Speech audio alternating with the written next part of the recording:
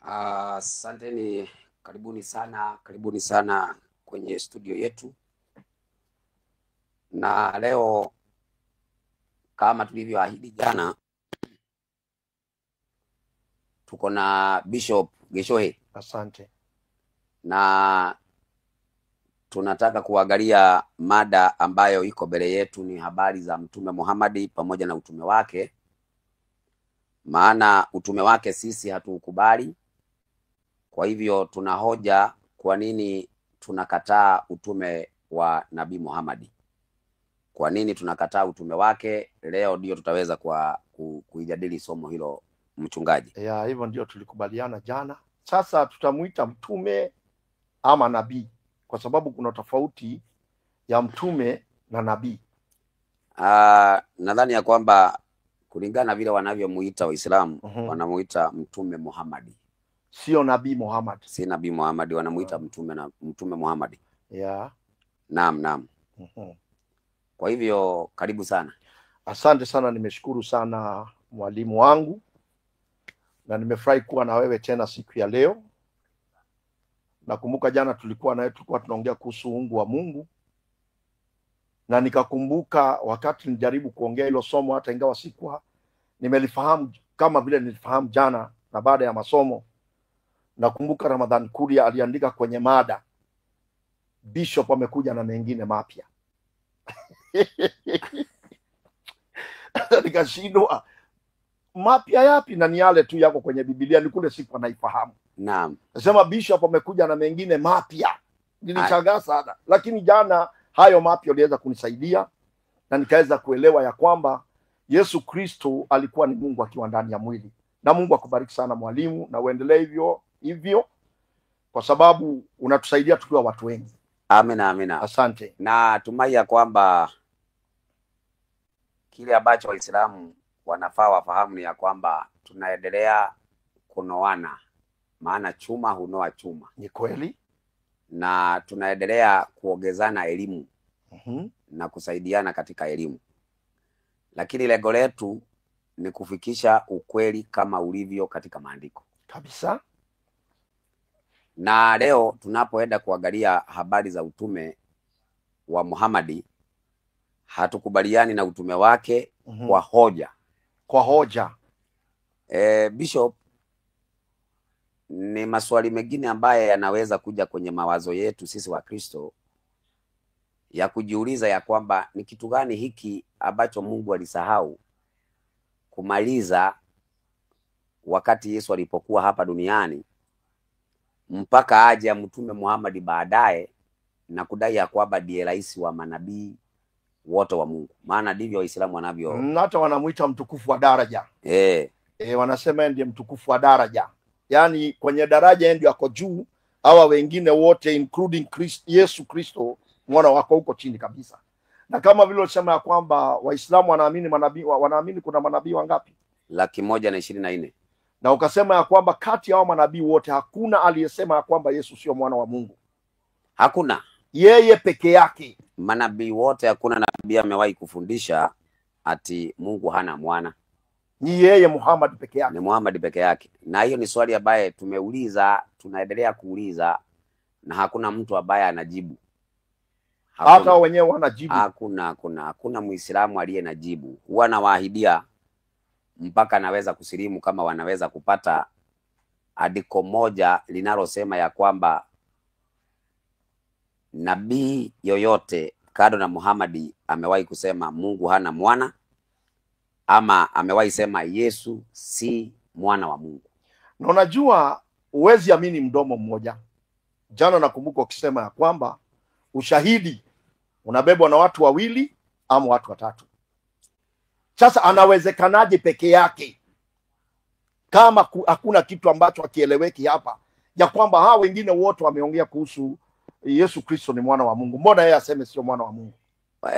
Unajua kuna kitu ambacho niliweza kusema jana, ya kwamba kile ambacho Mtume Muhammad alifanya ni kuondoa exhibit.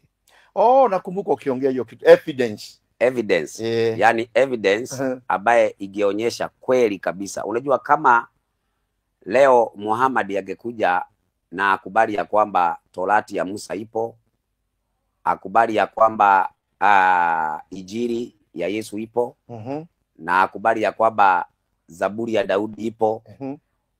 Yaani dunia sasa hivi ingekuwa ishajua ya kwamba Muhammad ni mtume wa uongo kama angekubali. Sasa mahali ambapo, na mbona yeye mwenyewe anasema, na mbona Waislamu wanasema wanaamini katika Tora, wanaamini katika Tora ya Musa, wanaamini katika Zaburi ya Daudi, na wanaamini katika Injili ya Yesu. Unajua wanasema ya kwamba wanaamini katika Torati, wanaamini Zaburi, wanaamini Injili. Kabisa. Lakini ukiwaambia mumewahi kuona Torati, wanasema Torati iliharibiwa. Kwa hivyo wanaamini kitu ambaye hawajawahi ona, na wanaamini kitu ambaye hawajawahi soma. Na wanasema iliharibiwa. Walijuaje iliharibiwa kama sio wameiharibu? Sasa hiyo ndio swali ambaye hawawezi wakajibu, kwa sababu leo utawasikia wakisoma Kumbukumbu ya Torati, utasikia wakisoma kitabu cha Kutoka, na wakidai ya kwamba Musa kasema. Ukiwafuata wahadhiri wengi wa Kiislamu utawapata ya kwamba wananukuu hizo vitabu wakidai ya kwamba Musa alisema. Lakini wanasema ya kwamba mahali ambapo unasema kile ambacho hawapendi, basi hapo wanasema hiyo imeharibiwa. Kwa mfano, leo nilikuwa nasikiliza video moja ya mwalimu ambaye anaitwa Shafii yule Mtanzania. Shafii. Na nikaona ametoa andiko katika Wagalatia 6:5 ya kwamba kila mtu atauchukua mzigo wake mwenyewe. Lengo lake ni kwamba Yesu hakukufia dhambi. Unaona Sasa vile amesoma hiyo Wagalatia 6:5, Shafii, ukimsomea hiyo Wagalatia ya kwamba Yesu alikufa na kufufuka kwa ajili ya dhambi zetu, basi anasema hiyo ni maneno ya Paulo. Lakini hii yenye amesoma asemi ni ya Paulo. Kwa sababu kitabu cha Wagalatia, kwa sababu nimefanya kitu inaitwa bibliology, kitabu cha Wagalatia kimeandikwa na Paulo, na mtume Paulo. Sasa unaona, huwezi kusema kwamba unakataa Paulo lakini unatumia maandiko yake kujenga hoja zako. Burudi hapo tena, yani huwezi kumkataa Paulo alafu unamtumia Paulo kujenga hoja zako. Basi wewe ni mnafiki na ni muongo. Wewe ni mnafiki. Wewe ni mnafiki na wewe ni muongo. Na ndio nikasema ya kwamba inafikia wakati ambapo sasa tunahitaji tuanze kufanya midahalo ya kisomi. Na umerudia hilo jambo sana, ukasema utaki mambo ya ushabiki. Na ni kweli kabisa, nimeona hilo jambo, kwa sababu nimekuwa nikifanya hii midaharo. Ni ushabiki unatafutwa. Ni ushabiki. Na pesa. Ni ushabiki, alafu katika ule ushabiki wale ambao wanadai ya kwamba wanatetea Uislamu wanataka wafurahishe kundi alafu waokote pesa kutoka kwao. Alafu sasa sisi wanaongea vibaya sana mambo ya sadaka. Lakini final utaona wameichukua. Hiyo nimeona kabisa vile wameongea. Kwa hivyo leo nataka tuingie moja kwa moja kwa utume, udhibitisha ya kwamba mtume Muhammad wanamuita Al-Mustafa ama Sayyidina wa Maulana. Hivyo ndio wanamuita. Ana majina mengi sana na kidume cha Allah na mtukufu wa daraja. Naam. Leo nataka utuchambulie, kwa sababu wewe ndio uko undani wa hili jambo. Kwa nini unakataa utume wake? Na kabla hatujaanza ningetaka tufungue na maombi. Ndio tuweze kuendelea. Baba, kwa jina la Yesu tunasema ni asante kwa sababu ya kutuleta kwenye Biblia, ndio nuru ya dunia, ambayo mwanzilishi ni mtumishi wako Mchungaji Dacha. Naomba siku ya leo anapotufundisha utume, kwa nini amekataa utume wa Muhammad, neema kubwa ikawe juu yake. Na naomba kwa jina la Yesu wasikilizaji wetu wanapotusikiza, Mungu ukawabariki, ukawafungue masikio yao ya kiroho, waweze kuendelea kuelewa udanganyifu ambao umekuwa miaka nenda miaka rudi katika zamu ya Waislamu, ambayo mtumishi wako Dacha mwalimu atakayefunua, ili tuweze kuelewa, atakayetupatia ufunuo tuweze kuelewa. Bariki wale wanatusikiza na uwe pamoja nasi, kwa jina la Yesu tumeomba na kuamini. Amen. Amen. Amen. Asante sana Bwana Bishop. Asante sana, ubarikiwe sana mwalimu. Asante. Ubarikiwe sana. Sasa kama kuna kitu ambacho kinaweza kutusaidia kuelewa Muhammad sio mtume wa Mungu, ni kukubali vitabu vinavyoogelea historia ya Muhammad viweze kusomwa. Kabisa, kwa sababu tusiposoma ile historia yake hatuwezi muelewa. hatuwezi muelewa. Hatuwezi. Hapo hiyo ni point kubwa sana. Hatuwezi muelewa. Mm. Sasa katika Biblia tumeelezwa ya kwamba wakati wa mwisho atatokea mpinga Kristo na wapiga Kristo wengi. Na ni wapi hapo unaweza tuonyesha kwenye Biblia ndio watu waweze kuelewa? Inaitwa kitabu cha waraka wa kwanza wa Yohana 2 mstari wake ni wa 18. Haya. Waraka wa kwanza wa Yohana 2 mstari wake ni wa 18. Yeah. Naomba wachungaji chukue kalamu na daftari. Huyu ni mwalimu, na mwalimu ni mtu wa maana sana maishani mwako. Chukua kalamu, chukua daftari, andika kile ambacho tunaongea siku ya leo uweze kubarikiwa. Anasema watoto ni wakati wa mwisho. Watoto ni wakati wa mwisho.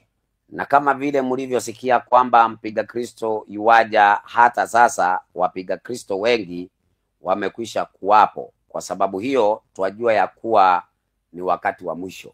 Kwa hivyo ni wengi, lakini leo tunataka tuangalie Muhammad. Ni wengi. Lakini wapiga Kristo ni wengi. Wapiga Kristo ni wengi. Lakini kuna mpiga Kristo ambaye ni main. Tutakuja kuweza kumwangalia. Lakini wapiga Kristo wengi. Sasa Muhammad ni miongoni mwa wapiga Kristo. Na sababu kwanza ndio tuweze kujua ya kwamba ni mpiga Kristo, lazima kwanza tujue Yesu anafundisha nini, ili tuone kana kwamba Muhammad anapinga yeye. Aha, hebu rudia tena hiyo point. Hiyo ni point safi sana na nzuri sana. Yaani Yesu anafundisha nini na Muhammad anafundisha nini, ili tuone kama Muhammad anampiga Yesu. Ndio hiyo kabisa, hiyo ni kweli kabisa. Hapo ndio italeta utofauti mkubwa, na hapo ndipo tutaweza kujua ya kwamba kweli Muhammad ni mpiga Kristo. Kwa hivyo utume wake lazima uwe utume wa uongo. Sasa ili tuanze kuuchimba, utume huu ulitoka wapi? Utume huu ulikuja na nani? Na Muhammad alidai ya kwamba ni mtume akiwa ameambiwa na nani? Na hili ni swali ambalo Waislamu wengi wanaliogelea kwa juu. Wengi wanasema hapana, mtume Muhammad alitokewa na malaika Gabrieli. Hivyo ndivyo wanavyosema Jibril.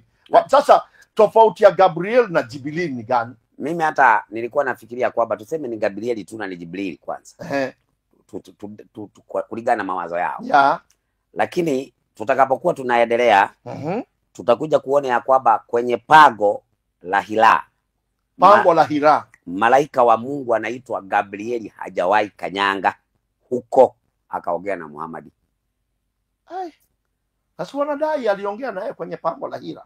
Sasa leo tutachambua tuone. Ndio nataka hata mimi nijue. Hata huko kwenye pango ya Hira walikuwa na nani?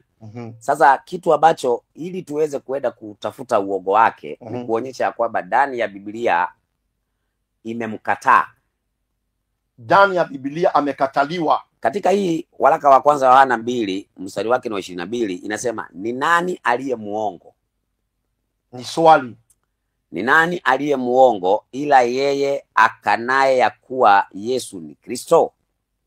Huyo ndiye mpiga Kristo, yeye amkanaye Baba na Mwana. Kila amkanaye Mwana hanaye Baba. Kila amkanaye Mwana? Kila amkanaye Mwana hanaye Baba. Amkilie Mwana anaye Baba pia. Ndio naona leo Waislamu hawawezi kumuita Allah Baba. Na ni kweli sijaisikia wamemuita Baba. Waislamu hawamuiti Allah Baba. Na katika Qur'ani nzima hakuna andiko lolote katika Qur'ani linamuita Allah Baba. Ni kweli? Na Yesu wakati anapofundisha wanafunzi wake kuomba aliwaambia ombeni hivi, Baba yetu uliye mbinguni. Kabisa. Kwa hivyo leo Waislamu kwa nini wanakataa Allah kuitwa Baba? Kwa sababu kitu cha kwanza hawajamkiri Mwana. Hawajamkiri Mwana. Kwa sababu ya kukosa kumkiri Mwana hawawezi kuwa na Baba. Ni kweli kabisa, kama umemkataa Mwana hamna Baba. Kwa hivyo ina maana ya kwamba Mungu ambaye alizungumza na Yesu, Mungu ambaye aliongea na manabii katika Biblia, hajawahi abadan katan, hajawahi kuongea na Muhammad. Alafu kitu kingine, Bwana Bishop, Hey, ni makubwa jamani.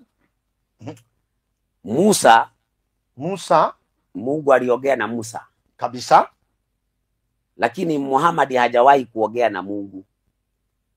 Muhammad hajai kuongea na Mungu. Wanasema Muhammad yeye alikuwa anatokewa na Jibril, na Jibril alikuwa anatumwa na Mungu. Kwa hivyo Mungu alikuwa anaongea na Jibril, si Muhammad. Hapo umeongea ukweli. Kwa hivyo Muhammad hajawahi kuongea na Mungu, lakini Jibril alikuwa anamletea ujumbe ambao amepatiwa na Allah. Lakini huyu Allah baadaye tutakuja kujua ni Mungu wa mbinguni au ni nani huyu ambaye Waislamu wanamuita Allah, ambaye alikuwa anatuma Jibrili na Jibrili anaenda kwa Muhammad. Sababu huyu Allah sio yule Mungu aliumba dunia hii. Hapana, sio yule Mungu. Sio yeye? Hapana. Mungu ambaye aliumba dunia hii hajawahi kutuma Jibrili ama kutuma malaika Gabrieli kwenda kwa mtume Muhammad. Kwenda kwa mtume Muhammad. Hajawahi. Lakini Mungu wa mbinguni ametuma malaika Gabrieli. Unajua zamani kabla ya shetani ama Lucifer kuhamishwa mbinguni, alikuwa ndiye agetumwa. Ni kweli? Maana alikuwa ndiye mkuu wa malaika. Lakini wakati alipoasi akatolewa mbinguni, nafasi yake ilichukuliwa na malaika Gabrieli. Malaika Gabrieli ndiye anatumwa kwa watu wa Mungu. Kwa hivyo ametumwa kwa Danieli na ametumwa kwa Mariamu, wakati anamwambia Mariam usiogope. Na mpaka wale wanafanya hiyo kazi. Gabriel mpaka wale wanafanya hiyo kazi. Gabrieli anafanya hiyo kazi, bado anatumwa na. Kwa hivyo hata sisi anaweza kuwa ndio ametuma, Mungu amemtuma tutume twende tukahubiria Waislamu. Bado anaendelea kuongea na watu. Asante. Bado anaendelea kutumwa. Maana huyu ni mtumishi anayetumwa. Peleka message hii, peleka message hii. Sasa wakati wowote anapotokea mtu anajitambulisha. Wakati wowote anapomtokea mtu anajitambulisha. Maana malaika ana mwili wa kutisha, ana mwili mkubwa. Ana ubile ambalo mwanadamu hajaliona. Kwa hivyo akikutokea katika lile ubile, unaona lazima utaweza kuogopa. Kabisa. Kwa hivyo kitu ya kwanza ambacho anachokisema ni ya kwamba usiogope. Usiogope. Usiogope, usiogope, mimi ni malaika Gabriel. Sasa tunaomba katika historia yote ya Uislamu. Katika historia yote ya Uislamu, katika vitabu vyote vya Kiislamu, hakuna mahali malaika Gabrieli amewahi kuja akatokea Muhammad akamwambia Muhammad mimi ni malaika Gabrieli. Hakuna mahali popote. Hakuna. Wale wanaosema ni malaika Gabrieli ni wale ambao ni mashehe na maimamu na maulamaa katika Uislamu. Na ningetaka Waislamu, kwa sababu ninaamini wanatusikiza. Naam. Nataka tukimaliza wakuambie kama kuna mahali kwenye Qur'an ambapo alimtokea nani? Hakuna mahali. Alimtokea Muhammad. Ndio. Akajitambulisha kwamba akajitambulisha mimi ndiye ndiye malaika Gabriel. Sasa nataka Waislamu, hiyo ni challenge Mwalimu Dacha amewapatia, mtokee, tukimaliza mseme kama kuna kitu kama hiyo, ama ameongea uongo ama ameongea ukweli. Alafu Bishop, ninapoogelea somo hili la Mtume Muhammad, hakuna mpaka nimeweka. Ati ya kwamba sitaki mwalimu fulani, sitaki mwalimu fulani. Nafungua mlango katika hii studio, mwalimu yoyote wamlipie ndege aje hapa katika hii studio. Nimeona uko na studio ndio hii hapa. Ama kama ni muhadhara tuupange mahali popote. Iwe ni Tanzania upangwe. Kwa sababu mimi nimeenda Tanzania mara mingi sana. Nimekuona kufanya midahalo. Nimekuona mpaka Tanga. Na tukawa tumeahidiana na Dr. Sule ya kwamba atakuja Kenya tufanye mjadala na yeye, lakini hakuweza kutimiza ile ahadi. Tukaahidiana na Shafii ya kwamba tunapanga mkutano na yeye. Alafu tufanye debate ya kisomi. Hakutimiza. Na mbona watimizi? Ni waoga na hawana hoja za kusimama mbele yetu. Mimi nakwambia ukweli. Na ni kweli nakubaliana nawe, kwa sababu hata mkutano ule tulikuwa na we jana, si kuona shehe yoyote. Hawawezi kuja. Hawawezi kuja. Sasa tunapoogelea katika utume wa Muhammad. Utume wa Muhammad ndio tunaongelea siku ya leo. Muhammad anapozaliwa kule Warabuni. Amezaliwa Warabuni. Kule Warabuni. Utume wake ulipangwa akiwa mtoto mdogo. Nani alipanga utume wake akiwa mtoto mdogo? Kulikuwa na makuhani wa Kiyahudi, Makuhani wa Kiyahudi, na kulikuwa na mapadre. padre hawa tu, hawa padre Hawa mapadre tu, hawa mapadre tu. ha? Na kulikuwa na mtu ambaye anaitwa Bi Hadija. Bi Hadija. Huyu Bi Hadija, Kwa hivyo umesema walikuwa kulikuwa na makuhani, kulikuwa na makuhani wa Kiyahudi, the priest, waliokuwa wanakaa Arabuni, waliokuwa wanakaa Uarabuni, pamoja na mapadre walikuwa wakisunguka wakiambia Waarabu, hivi karibuni kwenyu kutatokea mtume, kuna mtume anakuja huku kwenu. Na wakati huo wanapoulizwa, wanapotangaza kuna kuja mtume, Muhammad yako na siku 2 amezaliwa. Sasa hapo kulikuwa na hao makuhani wa Kiyahudi, mapadre, na kulikuwa na mapadre. Na kulikuwa na Hadija na mtu anaitwa Abdu Mutalibu. Abdu Mutalibu. Kwanza huyu Abdu Mutalibu ndiye mwenye kupeana jina Muhammad. Kwa hivyo sio ati jina lilitoka mbinguni. Hapana. Lilitoka tu kwa alipewa na Abdu Mutalibu, na huyu Abdu Mutalibu alikuwa anaongoza ibada katika msikiti wa Al-Kaaba, ibada ya masanamu. Ibada ya masanamu. Huyu Abdu Mutalibu alikuwa anaongoza ibada ya masanamu katika msikiti wa Al-Kaaba. Huo msikiti wa Al-Kaaba ndani na nje kulikuwa na masanamu 360. 360. Kiongozi wa ibada hiyo alikuwa Abdu Mutalibu. Wakati Muhammad amezaliwa, huyo Abdu Mutalibu amemchukua akaenda naye kwenye Al-Kaaba, akaenda kumuombea dua. Sasa swali ambaye tunauliza ni ya kwamba Abdu Mutalibu ambaye alikuwa ni muabudu masanamu, alienda kumuombea Mtume Muhammad dua akiwa mtoto kwa Mungu yupi? Si basi ni hiyo miungu hiyo tu. Hiyo miungu yake alikuwa. Hata mimi ninafikia mahali na waambia Waislamu ya kwamba huyu Allah wanayesema Allah mmoja ambaye ni mkubwa, ni masanamu yale 360 yaliunganishwa yakawa sanamu moja kubwa, ndio wanaita Allahu Akbar. Kulingana na vile wewe unawaza na wazua kwa sababu ya Qur'ani 38 mstari wa 5. Hebu soma hapo Qur'ani 38 mstari wa Qur'ani 38 mstari wake ni wa 5, inasema hivi. Haya ni makubwa jamani. Nayasikia leo. Inasema amewafanya miungu wote. Amewafanya miungu wote. Hao walikuwa Mungu mmoja tu.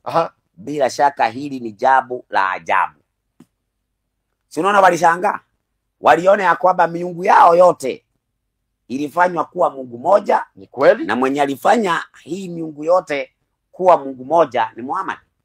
Kwa hivyo Muhammad, huyu Mungu ambaye anamtangaza mmoja, ni baada ya kuwafanya miungu yote kuwa Mungu moja. Kuwa Mungu moja. Kwa hivyo ilikuwa miungu mingi. Ilikuwa miungu mingi. Ilikuwa miungu 360. Miungu 360 ambayo ilikuwa ndani ya Al-Kaaba na nje ya Al-Kaaba. Kwa hivyo ina maana Al-Kaaba hata kabla ya Muhammad kuna ibada ilikuwa inaendelea ya wapagani wa makafiri, ambaye ni ya kwamba wanasema wanashangaa kuona ati makafiri wanashangaa kuona ati kuna Muhammad anadai ni mtume na ametoka kwao hao makafiri. Sasa kile ambacho ni cha kushangaza ni ya kwamba Muhammad ametangazwa utume wake umetangazwa na Abdu Mutalibu, Muhammad akiwa na siku 8. Siku 8 ametangazwa kuwa yeye ndiye atakuwa mtume wa Waarabu. Sio miaka 8. Si miaka 8, 8 days. 8 days ndio ametangazwa. Tangu azaliwe akiwa na siku 8 ashatangazwa mtume wa Waarabu Muhammad. Lakini wale makuhani, mapadre na Khadija, umesema Khadija. Hawa ndio walikuwa wamepanga. Ilikuwa ni muunganiko wa hawa makuhani, mapadre na Abdu Mutalibu na mtu anaitwa Hadija. Mke wake. Haya. Huyu mke wake alikuwa ameolewa na wanaume wawili kabla hajaolewa na Muhammad. Na alikuwa na watoto wengine ambao walikuwa wamezaa na hao wanaume. Kwa hivyo yeye alikuwa mfanyabiashara, Muhammad alikuwa mfanyabiashara na Khadija alikuwa mfanyabiashara, na akaandikwa kazi na Khadija. Muhammad aliandikwa kazi na Khadija. Aha. Akiwa ni Khadija ama ni Hadija? Khadija. Aha. Khadija, yani unaweza kurudia unajua kwa ile KH. Nimeelewa. Khadija. Unaona Sasa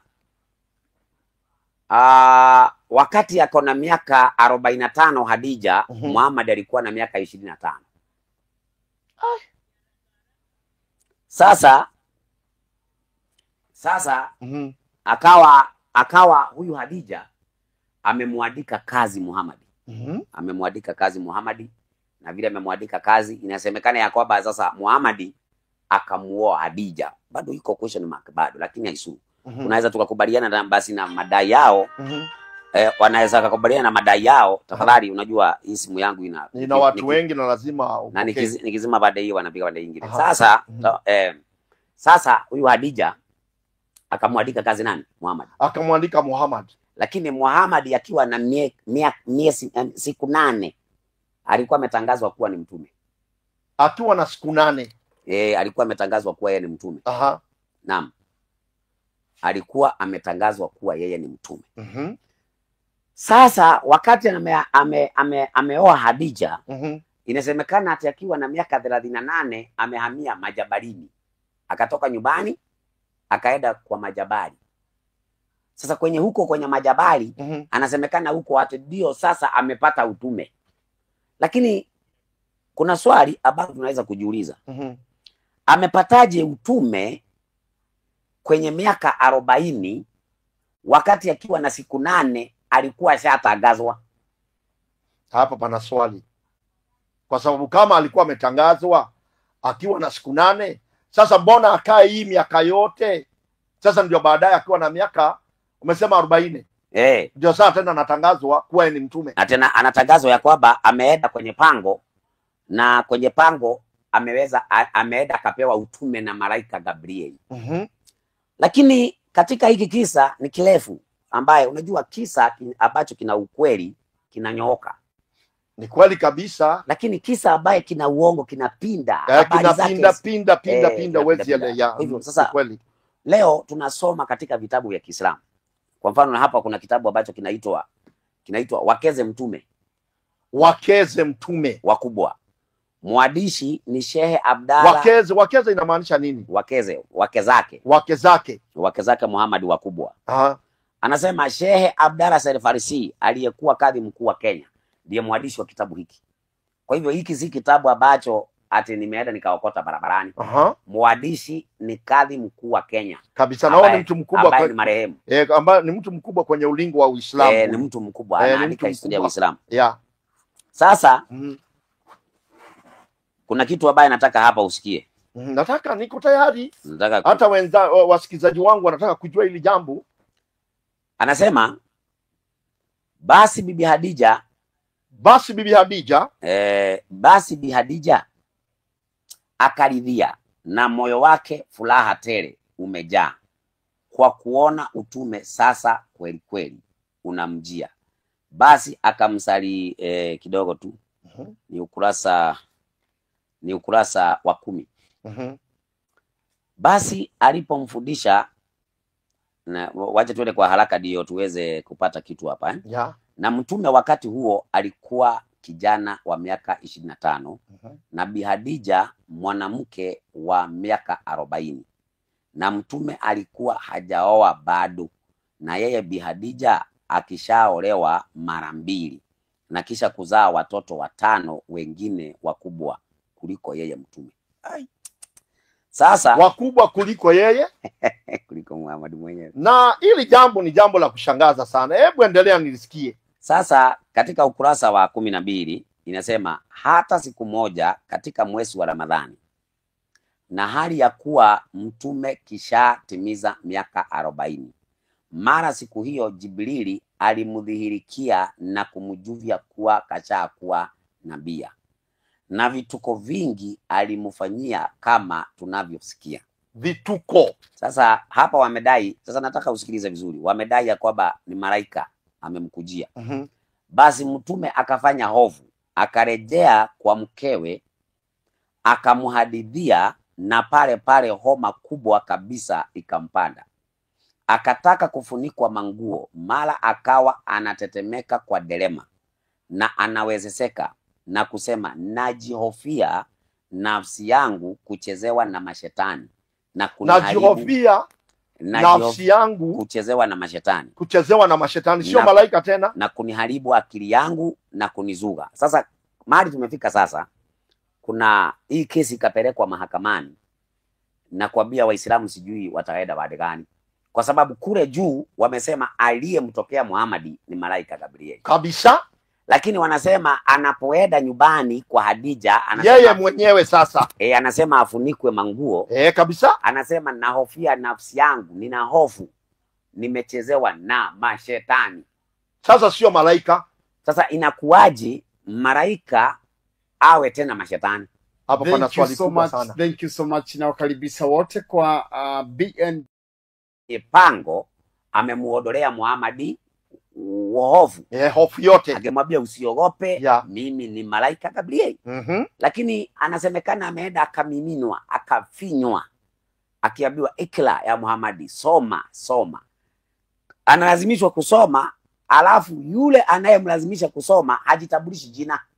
Muhammad Thank you so much. Thank you so much. Na wakaribisha wote kwa BND TV na Biblia Nuru ya Dunia, mahali ambapo tunafundisha maandiko vile ilivyo na vile Muhammad yeye amekuwa kwa pango, Na yeye ndio amesema na mdomo wake. na yeye amekuwa na hofu.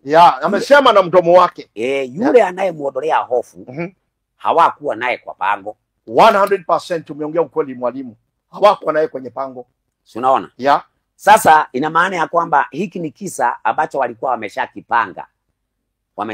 Kulingana na wewe, Ni kisa baada ya kusoma kwenye mistari, ndio ambayo ndio tunasema reading between the lines. Eh, Umeona kabisa huu ni mpango ulikuwa hapa. ulikuwa umepangwa. Si nimekuambia kulingana na Abdulmutalibu alishatoa jina Muhammad na kusema ya kwamba nimempa jina Muhammad kwa sababu natarajia awe nabii, na wakati mwenye anasema anatarajia awe nabii, wakati huo anaabudu masanamu. Sasa iweje nabii wa Mungu anatolewa na muabudu masanamu ndiye anayesema huyu ni nabii wa Mungu? Haiwezekani. Iweje? Hauwezi changanya miungu na Mungu. Haiwezi. Haiwezekani. Haiwezekani hata kidogo. Hapo nakubaliana na wewe kabisa. Kwa hivyo kule kwenye pango hakuwa malaika. Hakuwa malaika wa Mungu. Mhm. Na hakuna mahali Muhammad amewahi kutana na malaika. Sasa kuna mwingine hapa ambaye mwandishi mwingine hapa ameandika kitabu kinaitwa Upanga Mkali.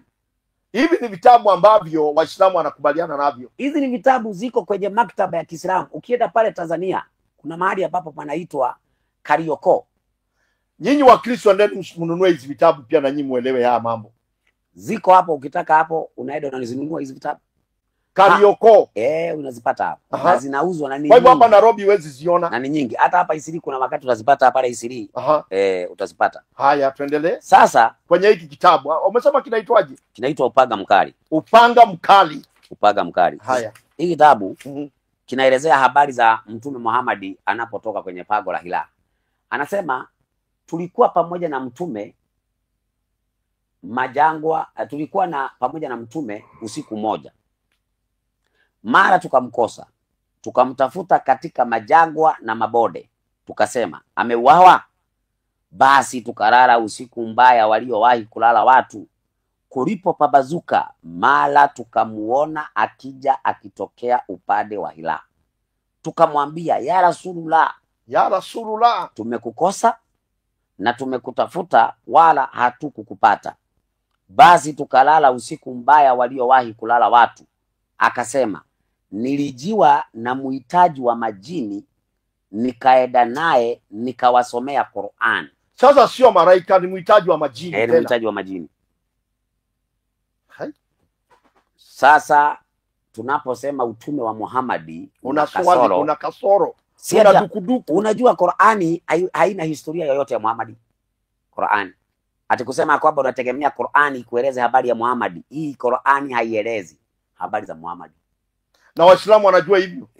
wanajua ielezee. Wanajua hakuna historia ya Muhammad hapa ndani. Ukitaka kujua habari za Muhammad unasoma vitabu vya sira, vitabu ambavyo hawa wamesoma na wakaandika vitabu hizi kwa ajili ya kueleza watu historia ya Muhammad. Kwa hivyo hata habari za kwenda akatupata utume wake, namna alivyoenda kupata utume wake wanaeleza.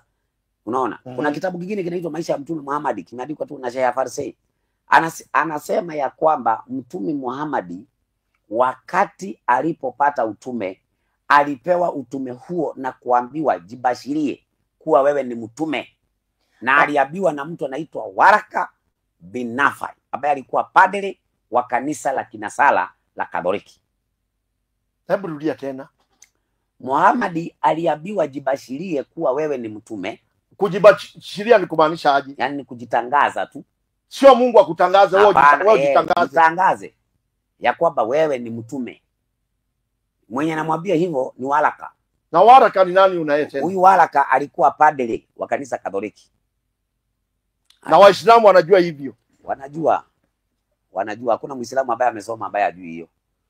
Sasa katika hii Qur'ani 4:79. Qur'ani 4:79 inasema hivi. Qur'ani 4:79 andika. Qur'ani 4:79. Na baba, uliweza kujuaje hii Qur'ani? Kwa sababu ninaona umeipenya sana hii. Inasema wema uliokufikia umetoka kwa Mwenyezi Mungu, na ubaya uliokufikia unatoka nafsini mwako. Mwenyewe umefanya mambo hata yakakufika hayo. Nasi tumekupeleka kwa watu kuwa mtume, na Mwenyezi Mungu ni shahidi wa kutosha. Kwa hivyo wale ambaye walimpeleka Muhammad kuwa mtume ni wengine. Mungu alikuwa shahidi wakati wanapompeleka. Kwa hivyo Muhammad hajatumwa na Mungu.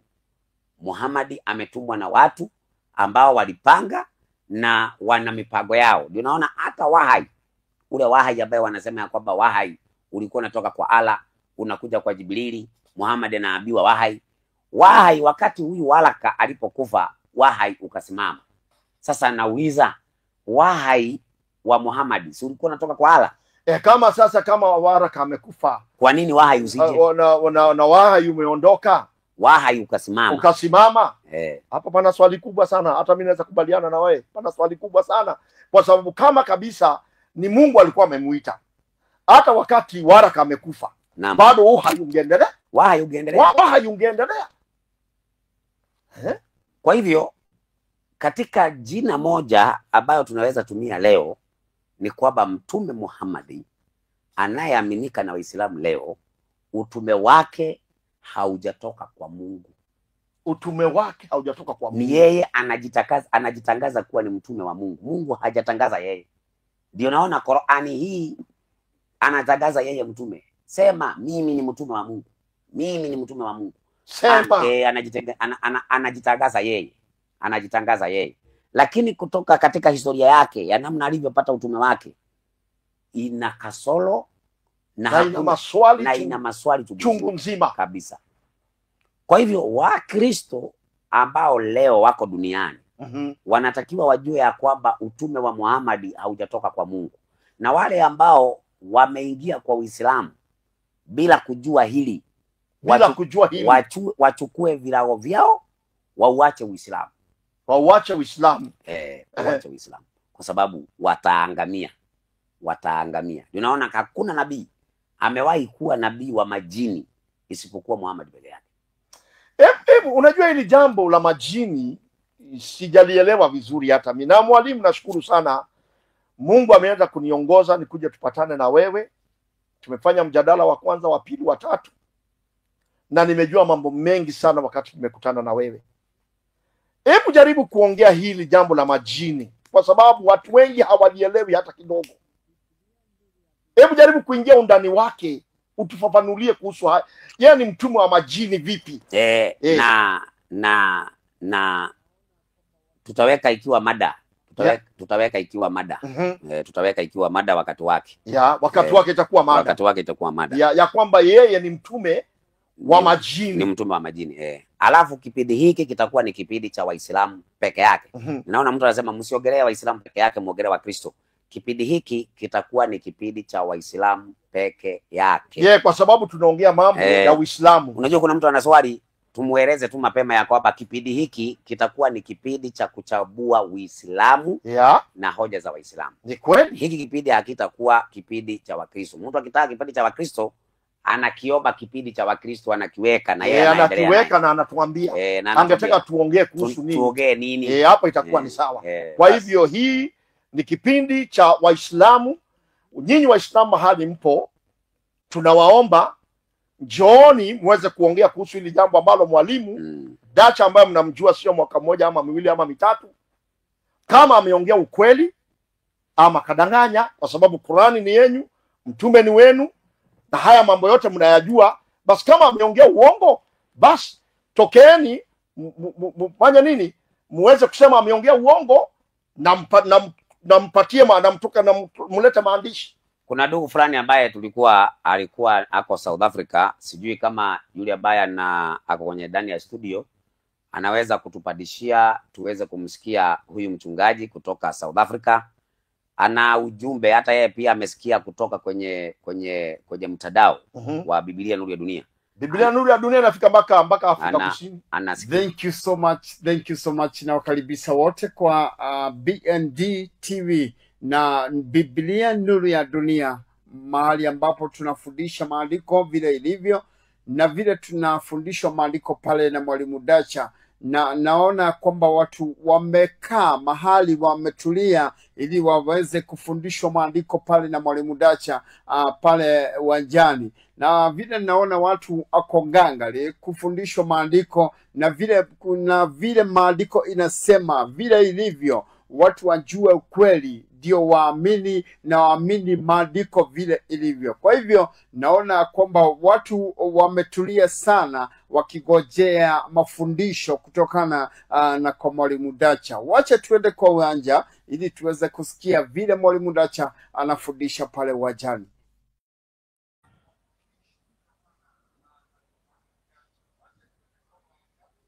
Thank you so much. Na wakaribisha wote kwa BND TV na Biblia Nuru ya Dunia, mahali ambapo tunafundisha maandiko vile ilivyo na vile tunafundishwa maandiko pale na mwalimu Dacha.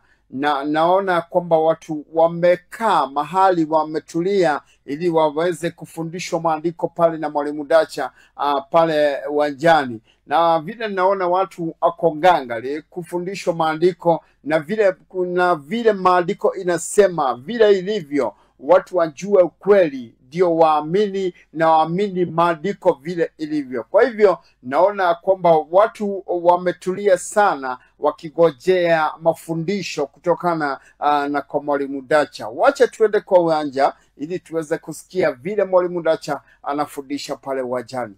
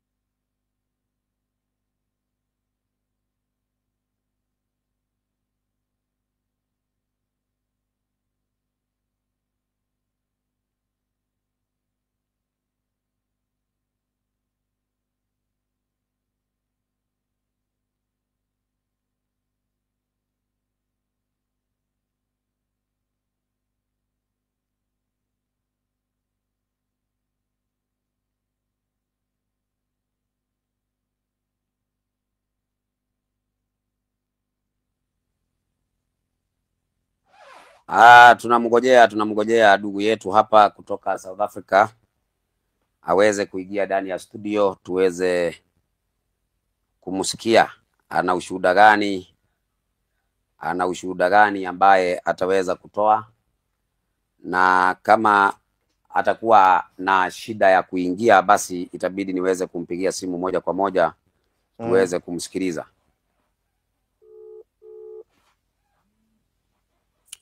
Naona anakata, pengine ndio anaingia. Kwa hivyo umeweza kupata mtu kutoka South Africa? Wako wengi tu wanapiga simu, ni vile nimesikia na ushuhuda mzuri. Nikasema wacha watu wengine waweze kusikia. Maana ushuhuda pia, unajua Biblia inasema ya kwamba walimshinda shetani kwa damu ya Yesu Kristo na ushuhuda wa midomo yao.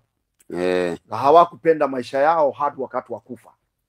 Kwa hivyo ushuhuda pia ni kitu kizuri sana, unajenga pia. Mimi nimehubiri South Africa, nimekuwa Botswana, nimekuwa Swaziland, na tukipata ushuhuda kutoka Afrika Kusini itakuwa ni baraka kubwa sana. Ndio. Asante. Sasa nadhani ya kwamba tunataka tusikie kama ameweza kuingia. Wale ambao pia wana maswali wanaweza wakauliza maswali yao. Nafikiri nitaweza kusoma komenti za watu wale ambao wameanza kucomment, wale ambao wamecomment. Soma komenti za watu. Katika komenti ya kwanza inasema ya kwamba hamjambo mwalimu. Hatujambo. Anaitwa Fideli Mlambo tu. Fideli Mlambo. Tuna jambo, Yesu anakuja. Mungu akubariki sana. Simon: yes, hata mimi nijue ukweli. Asante, Mungu akubariki sana. Kibingila Malenga: mimi ndugu Kibingila, nipo Mkodoni ninyi. Alafu kuna mwingine anaitwa FBI TV, Kanyanga Shingo. Ni nani anasema tukanyange shingo? Na nani tunakanyaga shingo sasa? Nafikiri ni hiyo mada. Hiyo mada tuliyokuwa nayo. Kwa hivyo ni mada sugu sana kwenye Uislamu hiyo basi. Kuna mwingine anaitwa Ledia Mweli Isa, anasema kanyanga kabisa. FBI wanaosilimu hawaabiwi hivi, wanaabiwa Yesu alitawadha. Sasa Yesu ni Muislamu na wao wanafuata tu kwenye pago, bado huyo si malaika, alikuwa huko. Asanti. Msiogelee Waislamu pekee, na Wakristo pia wamepotea zaidi, wanaoba sana. Chabueni ng'ambo mbili. Hatujakataa kuchambua na tumekuwa tukichambua mara mingi. Kwa hivyo kila wakati, kila muda na wakati wake. Ni Mkristo ameongea hivyo ama ni Muislamu? Anaitwa Fideli ndiye ameongea hivyo. Ubarikiwe sana mwalimu wetu Mishaeli Musambilo, Mungu akubariki. Isanda Victor: hamjambo watu wa Mungu. Hatujambo. Asante sana. Sijui kama yule ndugu ameweza kuingia, na ningetaka tumweze kumpigia simu tuweze kusikia kutoka kwake kama tunaweza kumsikiliza, maana nimesikia akiongea. Alisema tumpatie dakika moja. Atakuwa ameshajiandaa. Anasema nipo. Mpandishe.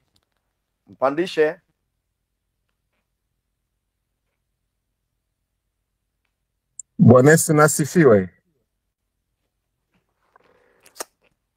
Ameweza kupanda. Sawa. Asante sana. Nafikiri ameweza kupanda. Karibu sana mtumishi wa Mungu, karibu sana. Habari ya South Africa? Hali South Africa ipo shwari, mvua inanyesha, tuna hali ya kibaridi huku upande wetu.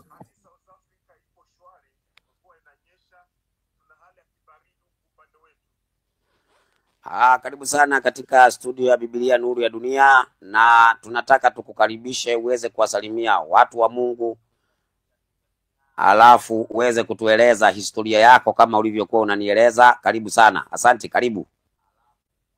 Asante, naitwa. Kwa hivyo tunakuacha kwenye studio kwanza, wewe tunakusikiliza tukiwa hapo nyuma ya pasia. Asante. Naitwa Kibingira. Naam, naishi Afrika Kusini, ni mke na watoto. Nimekulia kwenye maisha ya Ukristo. lakini babangu na mamangu walikuwa si wa Kristo. Na baada ya hapo nimebatizwa hapa Afrika Kusini kwenye kanisa linaloitwa Philadelphia Church jijini Pretoria, mji mkuu hapa Afrika Kusini. Kakangu tulizaliwa naye mama moja baba moja, ye ni mchungaji nchini Malawi na ni maarufu sana. Lakini mimi pia nilijaribu kusoma Biblia, na mwaka wa 2010 nimebatizwa kwenye maji mengi hapa Afrika Kusini. Na mwaka 2014 niliteuliwa kuwa mchungaji wa kanisa la Shalom Church. Na baada ya hapo nimeanza huduma kwa mchungaji, nikiwafundisha watu mambo mengi sana na kujidai kwamba mimi ni mwalimu nayefahamu Biblia. Tuliweka mijadala na baadhi ya kanisa mbalimbali na kuonesha umahiri wangu pumbavu nusiokuwa na ushahidi wa kina kuhusu kile ninachojitetea kwacho. Lakini baada tu ya kufuatilia mwalimu Ndacha na mtume au mwalimu Onyango, ndipo nikapata ukweli kwamba nilikuwa kwenye njia iliyojaa vinyago na njia ambayo ni pana kuingia upotevuni. Basi nilichukua jukumu la kununua vitabu na kujisomea na kujitengea muda mzuri sana. Ndipo pole kwa pole nikajua tatizo lipo wapi. Kwanza, tatizo moja ambalo nililigamua ni kwamba nilikuwa mvivu kusoma maandiko mimi mwenyewe, bali nilikuwa nikifundishwa na kusomewa kile ambacho nilikuwa mwenyewe sijawahi kukihakikishia kwa macho yangu na kwa akili zangu kwenye Biblia. Kwanza, kwa habari ya utatu, nilipopata ukweli kuhusu utatu, ile sehemu ambako kunakoandikwa mbinguni kunawakilisha Roho, Mwana, hivi vitatu ni kitu kimoja. Ile eneo mimi kiukweli nikafuta. Na zamani tulikuwa tunaambiwa ya kwamba wafu wapo na mtu akifa huwa anakufa kabisa. Lakini cha ajabu, nilikuwa wa kwanza tunapoenda kwenye maziara kwenye makaburi, tunafanya ibada na wale wapendwa waliofiwa na ndugu yao wanazungumza na maiti pale. Ukweli nilikuja kutambua kwamba kitu hicho tulichokuwa tukikifanya ni kitu ambacho ni cha kipepo na cha upagani. Upande mwingine tena, kwa habari ya siku Jumapili, nilikuwa nikikusanyika Jumapili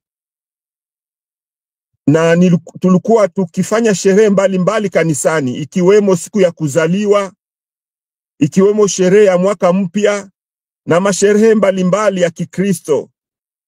Na kanisani kwetu huwa kulikuwa misalaba ya aina yoyote ile tunayohitaji na masherehe mbalimbali. Lakini baada ya kusoma vitabu vizuri, ndipo nikajua kwamba tupo kwenye kiza, kwenye ukungu wa kwenda kwenye ziwa la moto. Na vile vile nilikuwa mtu niliyekuwa nikiwaambia watu ya kwamba baada ya kufa, ikiwa kama hamjatubu na kumrejelea Yesu Kristo, basi mtachomwa kwenye moto wa milele. Na moto huo ni ule moto ambao Mwenyezi Mungu ataweka kama vile nge, sijui vitu vya kuwachoma watu milele. Kumbe habari hiyo ilikuwa si kweli kabisa kabisa kabisa. Na wakati mwingine tena nilikuwa naambia watu ya kwamba Mwenyezi Mungu hatazami unavyovaa, bali yeye anakita sana roho yako, anatazama moyo wako.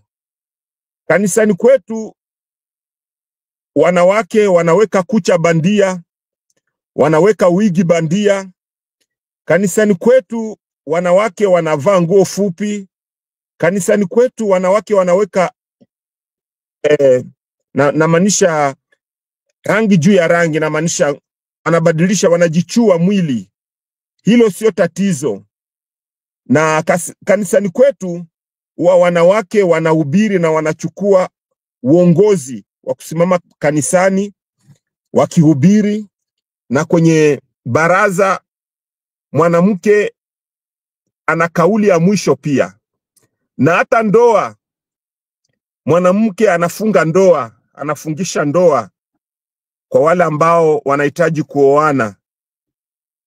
Lakini baada ya kuanza kusoma Biblia polepole, nikaja kuona ukweli kwamba umefichika ni kwa sababu mimi nipo mzembe kuyasoma maandiko.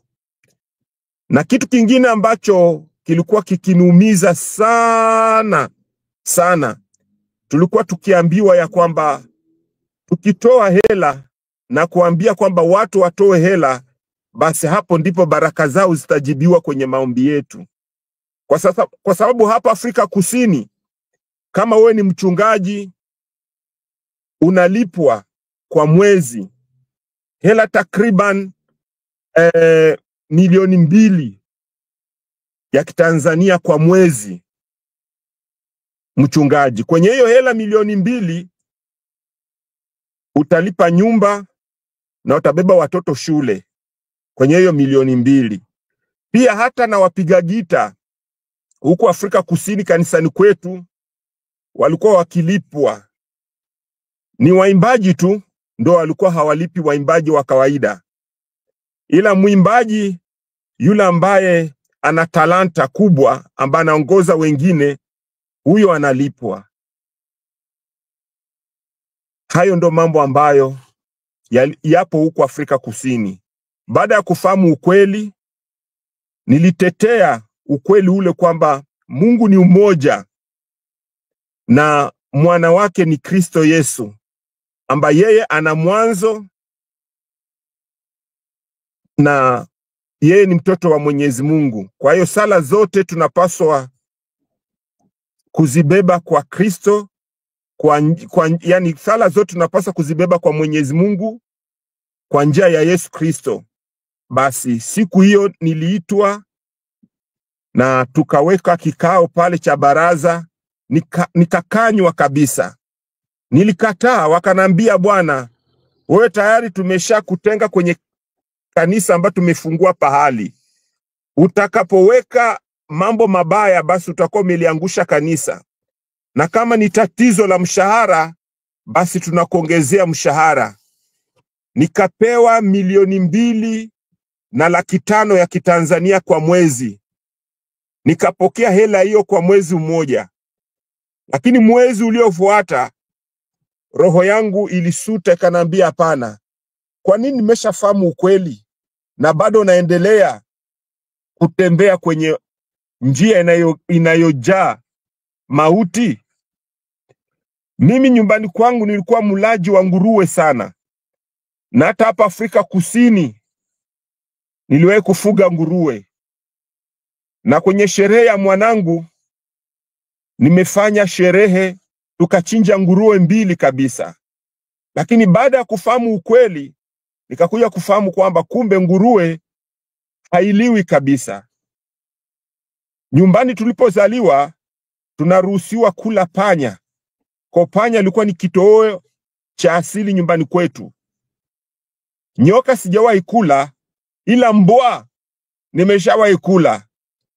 Na hivyo vitu, kulingana na imani ambayo nilikuwa nayo hapo awali, nimefundishwa kanisani kwamba nikisomewa nyaraka za Paulo ya kwamba kinachoingia kinywani mwa mtu hakimweki mtu kuwa najisi, bali ni kile kinachotoka kinywani mwako ndicho kinachoweza kukuweka kuwa najisi. Basi, na nikasomewa nyaraka nyingi za Paulo kwamba Mwenyezi Mungu anaturuhusu tule chochote pasipo kuuliza. Na tena Mwenyezi Mungu ametuambia kwamba tusiwazuie watu, tusiwakataze watu kula vyakula, vinywaji, sabato, vitu kama hivyo. Sasa siku moja Mwalimu Ndacha alipokuwa online, nikasikiliza mafundisho yake, nikasoma kwamba ile sabato imeondolewa kabisa. Lakini kwa habari ya vinywaji pombe, wanasema kwamba kunywa pombe ni dhambi. Lakini kwa habari ya vyakula, wanasema kwamba kula vyakula sio dhambi. Nikajiuliza nikasema, kwa nini hawa watu upande wa sabato wanaondoa, upande wa chakula wanaondoa, lakini upande wa pombe, na kwa sababu pombe ni kinywaji, kwa nini wanasema kwamba hii ni mbaya? Sikuelewa sababu. Haya, wakanieleza kwamba Torati imeng'olewa, lakini zile zingine amri 10, na maanisha amri zile 9 ni muhimu kuzifuata. Kiukweli sikufahamu kwa nini hata hizo amri zingine walizobakiza hizo 9, nikaona kwamba kuna amri 3 ambazo wao hawazifuati kabisa. Amri ya Mungu kulingana na kitabu cha Kutoka 20 ina amri 10, lakini 9 ya sabato imetolewa. Na hakuna andiko lolote lile linaloonyesha kwa nini lile andiko ile amri ya namba 4 imeng'olewa. Kwa nini? Hakuna sababu hiyo. Lakini wanasema kwamba tu amri hiyo imeng'olewa. Zile amri 3 zilizobaki ambazo ni amri za Mwenyezi Mungu, hata hizo pia bado kanisa langu linavunja amri hizo 3. Nikaona kwamba kanisa ninalosali kwalo wanaheshimu au wanatii amri 6. Kwanza amri ya 5, ya 6, ya 7, ya 8, ya 9, ya 10. Hizo ndo amri pekee ambazo tunazitii kanisani kwetu. Lakini kuanzia amri ya kwanza, ya 2, ya 3 na ya 4 haipo kanisani kwetu. Hata kama wao wanadai kwamba amri hizo 3 zipo na wanatoa tu amri ya 4, lakini vitendo vinavyotembea hapo kanisani, vinavyotendeka hapo kanisani, hata hizo amri 3 pia hazipo. Mara moja nikapita nagamua kwamba hii hapa ni urongo. Kuna mafundisho mengi ambayo tunayachukua, tunayanukuu kwenye kitabu cha Kutoka, kwenye kitabu cha Walawi, lakini inapokuja swala la sabato, sabato hainukuliwi kwamba ni takatifu, ila mengine hayo ni takatifu. Kwa nini? Basi nikapita nagamua kwamba huu hapa kuna urongo, na urongo huu nimedanganywa kwa sababu mimi mwenyewe sisomi maandiko, bali ninajisomea maandiko. Ndipo mimi na mke wangu na wanangu tukajiuzulu kanisani, na hapa sasa tunakusanyika nyumbani kwetu siku ya sabato. Nguruwe hatuli tena, panya hatuli tena, mbwa hatuli tena, au vitu vyovyote vile najisi hatuli tena. Sasa hivi tunaimba nyimbo za Kristo, tunatumia nyimbo za tenzi za rohoni kufanya ibada kila Jumamosi. Lakini pia tunawahubiri ndugu zangu ambao wapo kwenye hiyo dhehebu nilikotoka. Tatizo nimekanywa kwamba nisidiriki kufanya hivyo, kwa sababu bado nipo moga na bado sijakusanya ushahidi wa kutosha kuhusu kweli ambao bado najifunza. Bado sijachukua hatua iliyokuwa nzuri. Ila shukrani langu kubwa sana ni kikosi cha Soma Biblia kimenitoa kwenye upotovu na kuniweka kwenye njia sahihi sana ya kujisomea Biblia mwenyewe. Kuna faida kubwa sana ambazo nimepokea baada ya kwanza kujisomea Biblia mwenyewe, na huo ndo ushuhuda wangu. Kwa hiyo sasa hivi hapa sina mshahara tena. Nimekuwa maskini kwa sababu maisha yangu yalikuwa mazuri hapo awali. Nilikuwa nikivaa suti nzuri, nilikuwa nikiendesha gari nzuri la kanisa. Sasa hivi nimerudi tena, nimekuwa maskini. Asante, huo ndio ushuhuda wangu.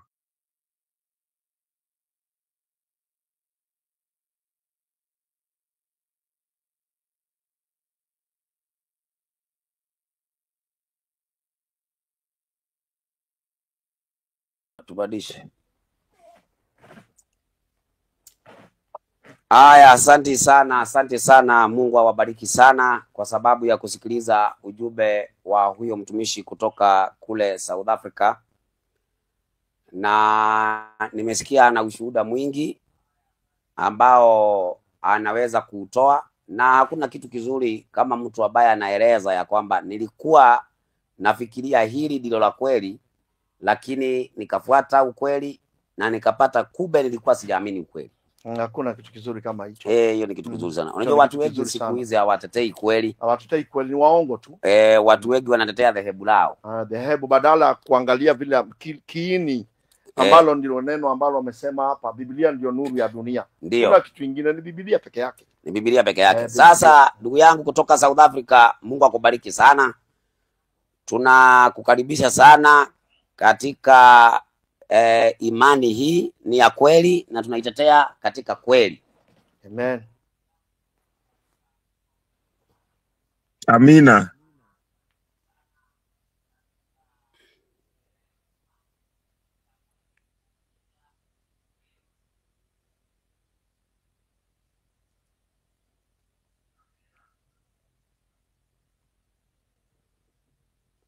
Haya, nafikiri utaweza kumuondoa kwenye studio sasa tuweze kumalizia, alafu tutaweza kumfuata baadaye nyuma tuweze kusikia na namna gani tutakavyofanya. Watu wa Mungu, tunafanya kazi ya Mungu. Sasa hivi tunataka kuelekea katika sehemu inaitwa Mukuru kwa Jenga. Mukuru kwa Jenga ndio safari yetu inaelekea kutoka saa hii, na tutaweza kuongea na huyo mtumishi. Umesikia amekuwa mchungaji, amekuwa amepewa kanisa, amekuwa nakula mshahara, lakini kwa ajili ya kweli ameacha hizo vitu vyote ili aweze kusimamia kweli. Amesema mwenyewe na kinywa chake. Naam. Kwa hivyo nisikia mimi nafikiria kwamba ni ushuhuda mzuri. Ushuhuda ni kitu cha maana sana, kwa sababu bila ushuhuda hatuwezi kujua yale mambo ambayo Mungu anafanya. Na kama hii elimu ambayo umeileta, umegaramika hivi, naona umegaramika, inafanya kazi. Kwa hivyo ni ushuhuda mzuri. South Africa najua, nimehubiri South Africa. Ni nchi ambayo ina madhehebu mengi sana na madhehebu mengine ya ajabu sana. Johannesburg, Swaziland, Botswana. Kwa hivyo naelewa kile ambacho anaongea. Tanzania pia nimeenda, kama vile pia unaoenda Tanzania. Kongo pia nimesikia umeenda Kongo. Si ulikuwa Kongo? Nimekuwa Kongo. Umekuwa Kongo. Uganda pia nimepenya. Na nashukuru Mungu, tukisikia ushuhuda kama huo tunajua kazi inaendelea vizuri. Lakini Bishop, si bado tutaendelea kusoma mambo mengi pia hapa. Wakristo kama vile mmoja wao ameuliza hapa, akasema tusiongelee Waislamu peke yake. Hapa tuna deal mostly na Waislamu. Lakini sio kusema ya kwamba hatuwezi fundisha mambo mengine. Nyinyi wenyewe mkituuliza, mtuambie ongeleeni hili jambo, tutaliongelea na litawabariki. Kwa hivyo hatukai kwenye zamu moja peke yake. Tuna zamu nyingi za kupenya. Lakini lazima nyinyi wenyewe nani mtuambie. Lakini tutakuja na mambo mengi tuwafundisha. Tulieni tu hapo na msiwe na wasiwasi. Tutawafundisha mambo mengi sana. Asante, mbarikiwe sana. Tuweze kumaliza kwenye ombi. Alafu tumalizia hapo. Napenda kuweza kupiga magoti. Hata mimi pia wacha niyapige. Asante. Baba wetu na Mungu wetu, jina lako liweze kutukuzwa kwa wema wako na fadhili zako. Tunashukuru kwa muda ambao umeweza kuruhusu tukaweza kulinena neno lako. Tumeangalia habari za utume wa Muhammad, amedanganya ulimwengu na watu wengi wamedanganyika katika mafundisho yake ya uongo. Tunakuomba ututumie kwa ushujaa uliokuwa kwenye mitume, ili watu wengi ambao wamedanganyika na mafundisho ya uongo ya Muhammad waweze pia na wao kuokolewa. Tunaomba uendelee kututumia kama chombo, tunaponena wewe unene na sifa zote ziweze kukurudia wewe. Sisi ni wanadamu, hatustahili sifa.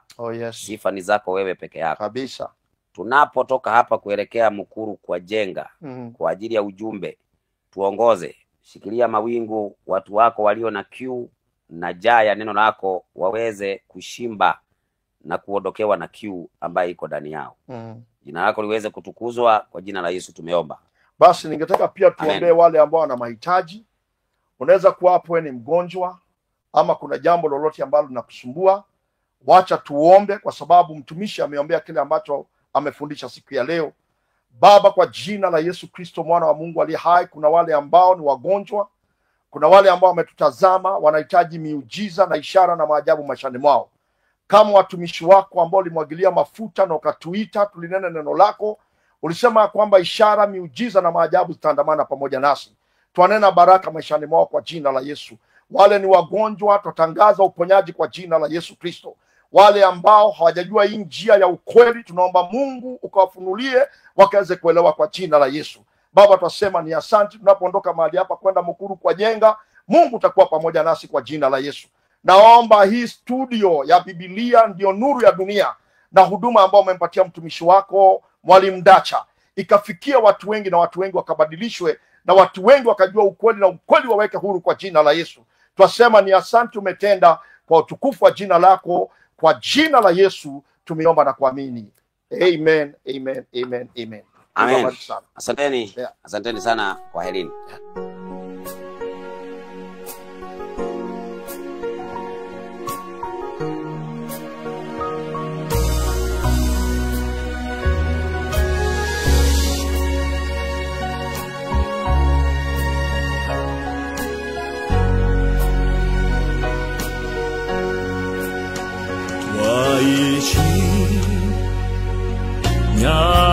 nyakati za mwisho, fanya